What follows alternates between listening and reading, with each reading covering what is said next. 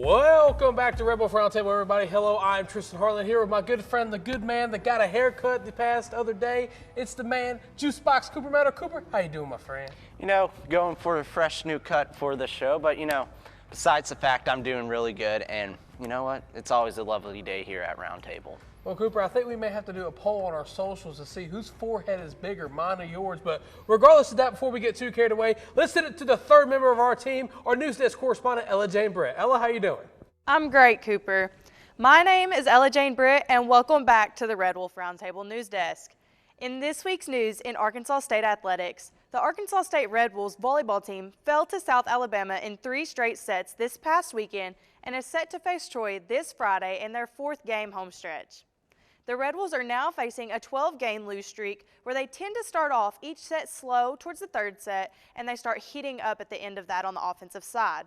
The Scarlet and Black currently have a 5-13 overall record come out this Friday as they take on Troy, Alabama.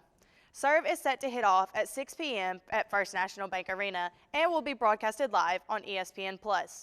The soccer team traveled to Louisiana this past Sunday where they fell short against ULM with a final score of 2-1. Abigail Miller was able to cut the deficit in half with under 10 minutes left to play, but ULM ended up pulling this one out. The Red Wolves are set to take on Georgia State this Sunday at the Arkansas State soccer field. Kickoff is set for noon, and this game will be broadcasted live on ESPN+. The Arkansas State football team fell short to the undefeated James Madison team this past weekend, finishing with a final score of 42 to 20. Neither team was able to score in the first quarter, but James Madison answered to the scoreboard in the second quarter, putting up 14 points, while Arkansas State was only able to manage 3 points. The Red Wolves are set to face off the Golden Eagles of Southern Miss this Saturday at 6 p.m. The game will be broadcasted live on ESPN Plus from M.M. Roberts Stadium in Hattiesburg, Mississippi. You can watch this game live on ESPN Plus or listen to the game live on the EAB Red Wolf Sports Network. Devin Pappas led the men's golf team by draining a birdie on the last hole, taking him on to win one of the individual medalists of honors and the team title at the 27th annual Bubba Barnett Intercollegiate. A-State will close out their season October 27th through the 29th at the White Sands Bahama Invitational. That's all I have for you this week from the Red Wolf Roundtable News Desk. Tristan and Cooper, back to you. Well, Cooper, like our news desk correspondent said, we did take a loss this past week against James Madison. And before we get too carried away of what went wrong, let's go back to our keys real quick to see if the Red Bulls were able to follow our keys of victory. Let's go ahead and start off with my picks this time, the offense. Yes. Cooper, the offense did not have what it took to beat the JMU defense. I mean, you're looking at my keys now, and the only thing they did was the 6th one and the 7th one. They didn't make smart decisions. They didn't get Johnny Lane the ball. I mean, they did, but he wasn't able to get anything, and he got hurt. So, nonetheless, Champ Flemings, he's been a ghost the past couple of weeks. I mean, I know he's been hurt, and I know it's not Halloween yet, so I don't know where he's been. Convert the 3rd downs. We struggled with that all year. Win the battle inside.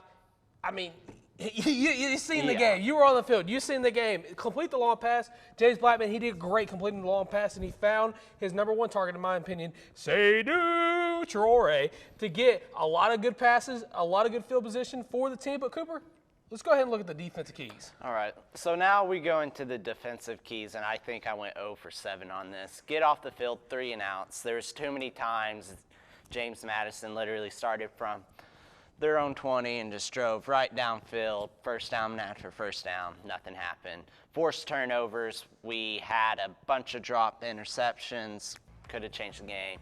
Don't be stupid, I mean, we got beat, so. Take advantage of field position, we never really did that. We had a chance to score, never happened. No big plays, they got a ton of them. And like I said, it was 0 for 7, just not a good week. But like you're saying, before we get too much carried away, we do have to go to break. You're watching Red Wolf Roundtable here on ASU TV.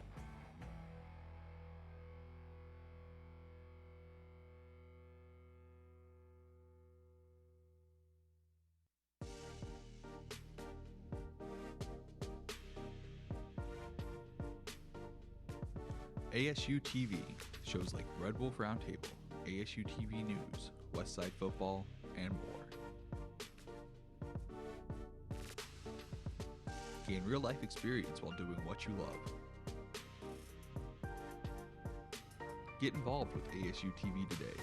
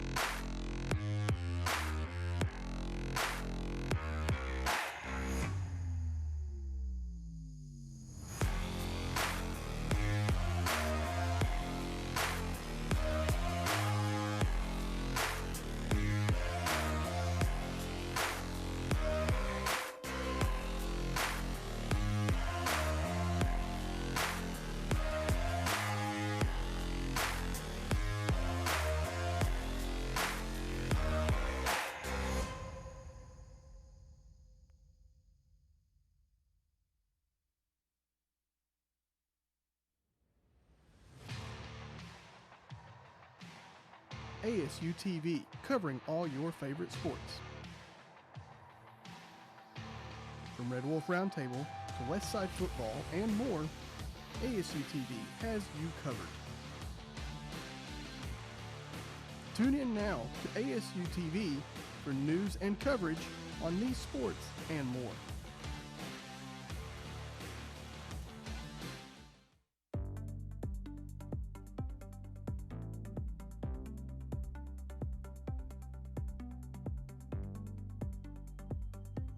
ASU TV News, your local source for news, weather, A-State events, and more.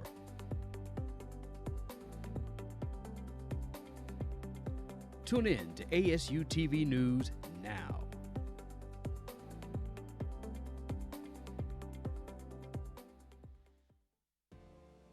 At Arkansas State, we want you to go. Go where learning soars, takes flight, and rockets ahead. Go for experiences, internships, and scholarships. We want you to go. Become A-State Maine. Are you ready to go? Go.astate.edu for details.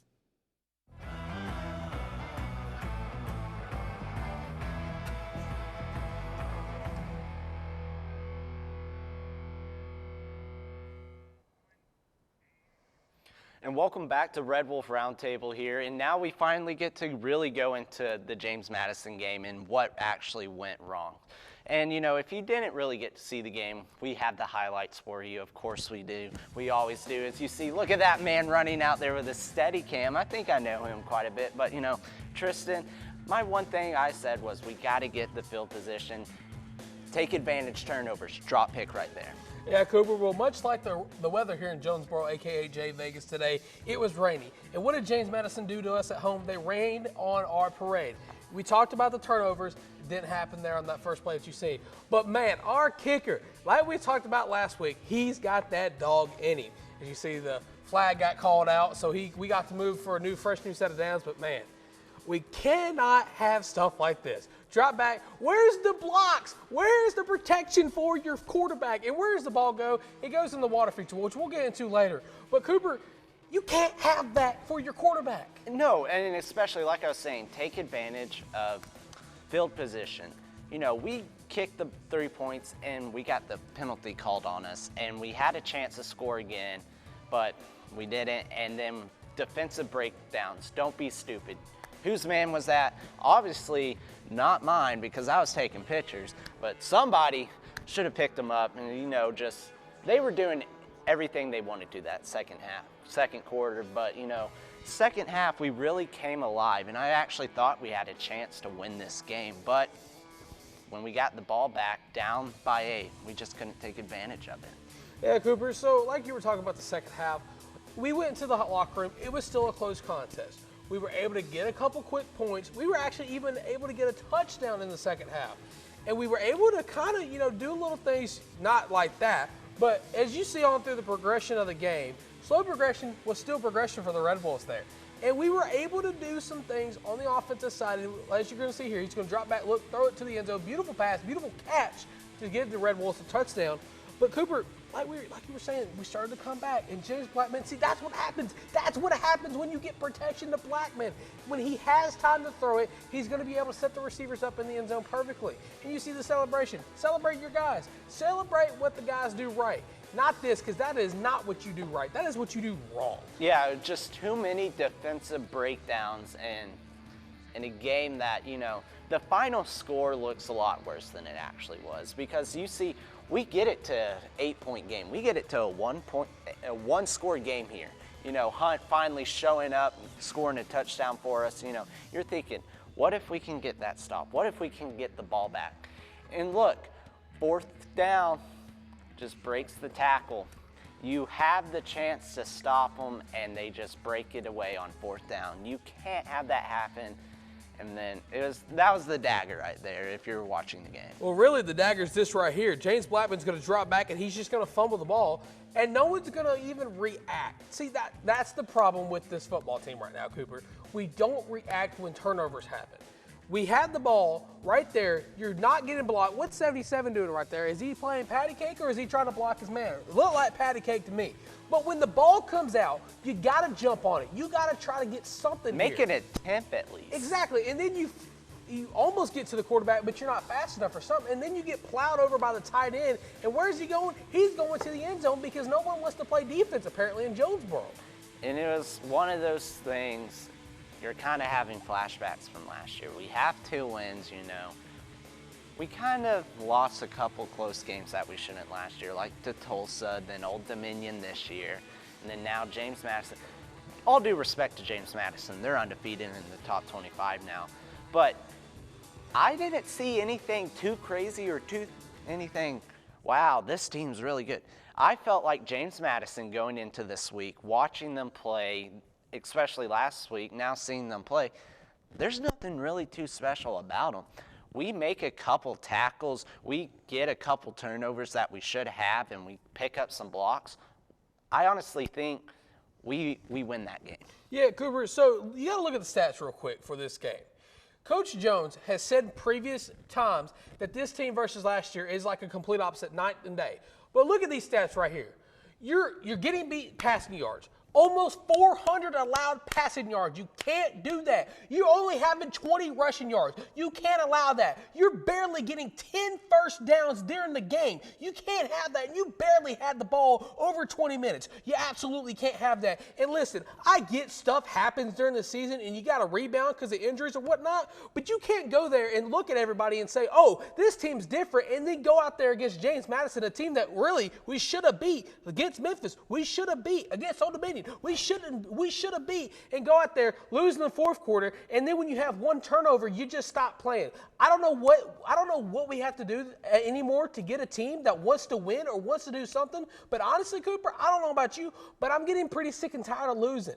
But Cooper, I don't know. Yeah, I mean, the losing, it's terrible, and we got to, this next week's game, you may not be in the race for the West. I mean, a win this week, you might be in the race for the West. So you just have to have your cards played out just right. So, I don't know. It's just. Yeah, cool. But back to that play we were talking about earlier, where James Blackman, 3rd and 5, he's going to drop back. Pressure coming, and he has nowhere to go. And what does he do? He throws it to the out of bounds. And the great thing about it is that Arkansas State, and I'm sure somebody on Twitter or something's going to correct me if I'm wrong, but Arkansas State is the only place in America that you can throw the ball out of bounds and it go into a water feature. Yeah, I was right there by that play when it happened, and I was kind of just watching it, and I was like, that went into the water.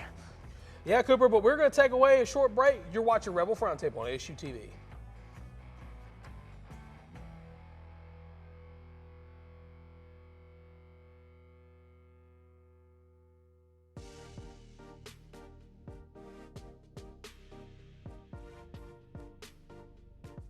ASU TV, shows like Red Wolf Roundtable, ASU TV News, Westside Football, and more. Gain real-life experience while doing what you love. Get involved with ASU TV today.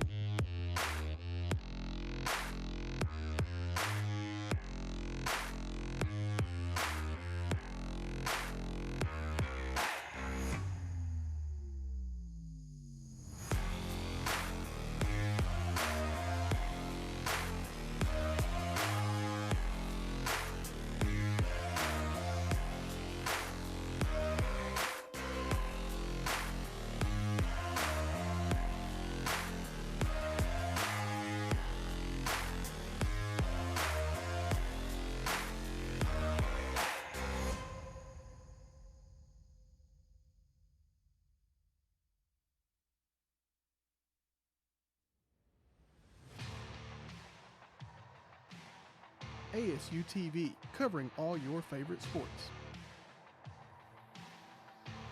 From Red Wolf Roundtable to West Side football and more, ASU TV has you covered. Tune in now to ASU TV for news and coverage on these sports and more.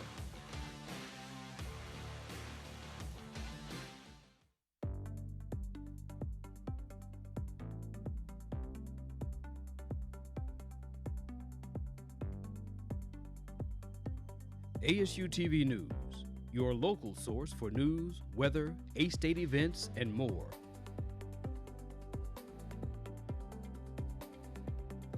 Tune in to ASU TV News now.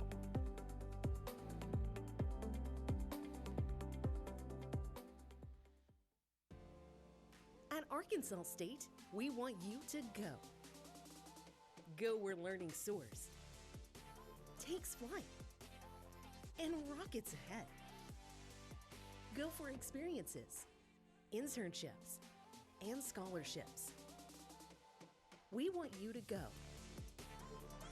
Become A-State Maine. Are you ready to go? Go.astate.edu for details.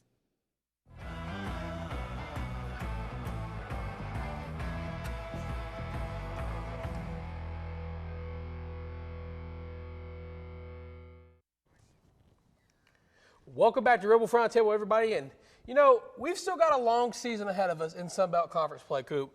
And, you know, last week or the week before, sorry, my memory's a little fuzzy sometimes. We talked about the top 5 teams remaining on the schedule for the Arkansas State Red Wolves. And now, Cooper, I think now it's time for you to give the Juice Box top 5 players left for the Red Wolves to play. All right, thank you, Tristan. And coming in at the number 5 spot, you know, we all know and love and maybe dislike him a lot. You have Lane Hatcher. He has, you know, 13 touchdowns, 7 interceptions, 1,488 yards passing, averaging 248. The reason you may be asking, why did I put him on here?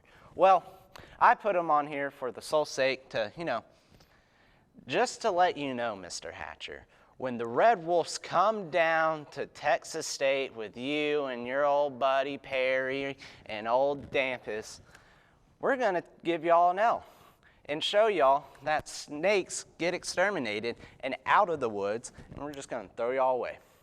And so let's go take a look at number 4. Sorry for the hate. Let's go look at your wide receiver, Ashton Hawkins. You know, he's having a good season so far, 437 yards, 43 receptions, 6 touchdowns, averaging 72.8 yards a game. The reason I really have him on here is because our pass defense has been pretty bad. And I'm just going to simply put it out there, it's been pretty bad these past couple weeks. And when just thinking about it, he's going to be a threat. We've seen what Lane Hatcher can do. And I know, all jokes aside from Lane Hatcher, he can throw the ball. And if you give him a good wide receiver, he's going to utilize that. So that's why I put Hawkins out there, because I feel like he can give us a little trouble, but I don't think he'll give us too much. So that's why I put him at 4. Now the number 3. We're going to the running the ball now. LaDamian Webb. He has 90 attempts for 463 yards, 6 touchdowns, and averaging about 100 yards a game. My reason to that, if you saw last week, we got the ball ran all up and down the field. They went all the way to Shadrack's. They took a tour of Jonesboro as how much yardage they had on the ground last week. James Madison did. And, you know, if we're going to win the games, we can't give up almost 300 yards rushing while we're only getting 20. So, you know, when thinking about it, I was like, he's 4th in the Sun Belt on rushing yards. And why didn't I pick the number 1 guy? Well, we're not playing them. Because, well, he's from Coastal, I'm pretty sure. And so when we do play South Alabama, we're going to have to focus on the run game. Now, let's give the defense the love. Defense wins championships. Coming in at number 2, we have Carlton Marshall. He's leading the Sun Belt in total tackles. He has 20 solo, 32 assisted, and he's averaging 10 tackles a game. He plays the linebacker there for Troy, and James Blackman's not going to be running out of the pocket like we all want him to do, and he wants to be sitting back in the pocket, be a pocket passer. I don't understand why he has the legs to run, but he wants to be a pocket passer.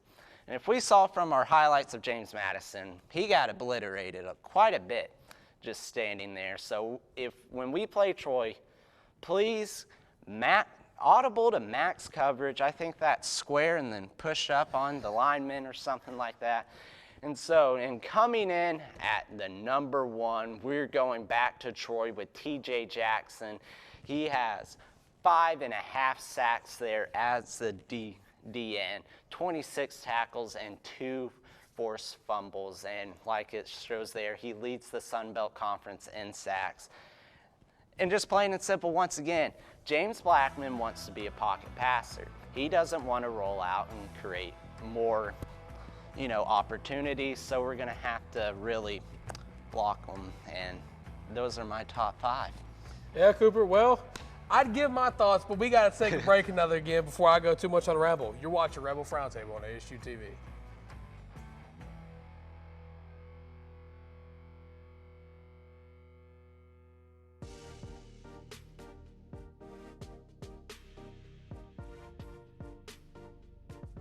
ASU TV, shows like Red Wolf Roundtable, ASU TV News, Westside Football, and more. Gain real-life experience while doing what you love. Get involved with ASU TV today.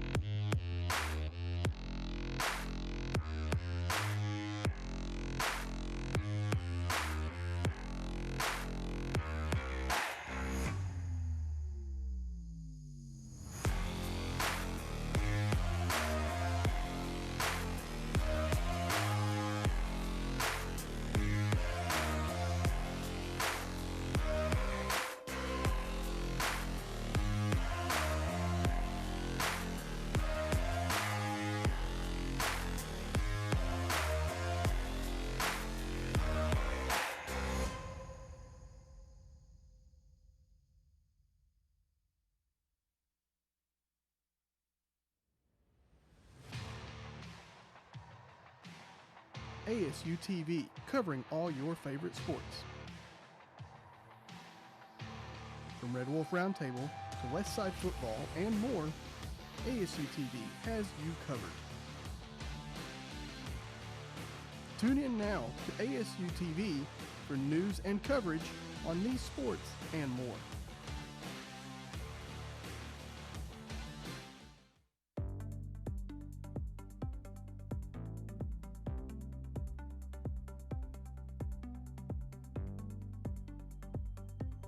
ASU TV News, your local source for news, weather, A-State events, and more.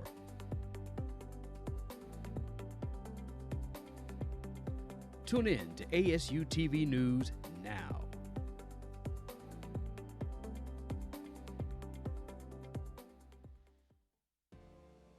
At Arkansas State, we want you to go. Go where learning soars, takes flight, and rockets ahead. Go for experiences, internships, and scholarships. We want you to go. Become A-State Maine. Are you ready to go? Go.astate.edu for details.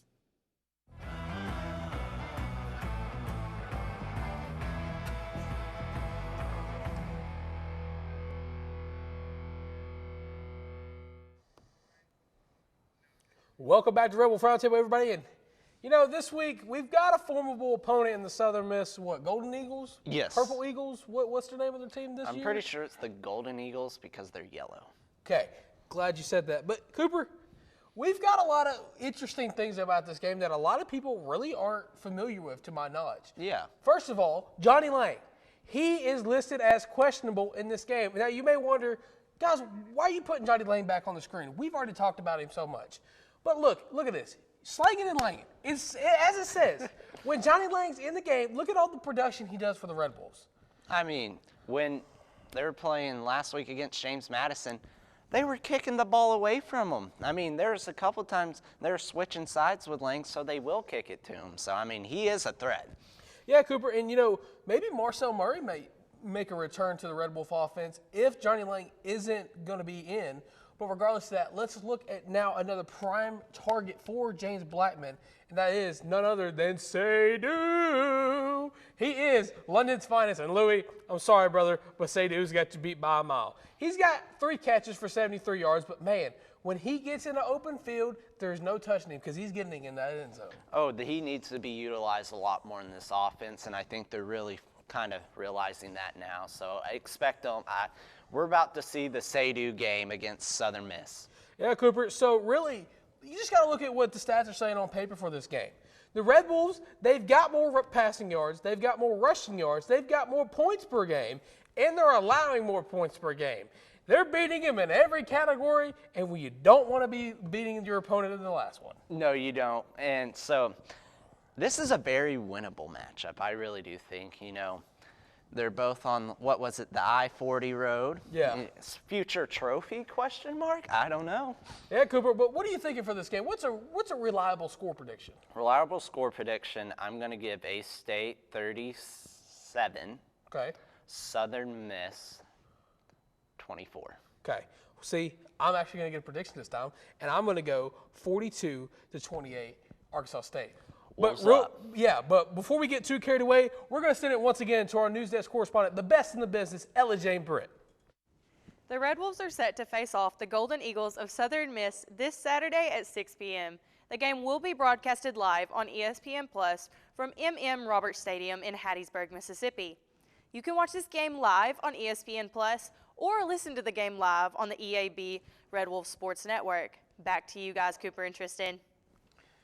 All right, guys, so this has a little bit special place in our heart here at Red Wolf Roundtable. For those of you who don't know, it may not be exactly to the day for the year, but it is officially, we're going to say, the 1-year birthday of Red Wolf Roundtable. So those of you that supported us for this whole year, we want to thank you to all of our engineers that has helped us this way.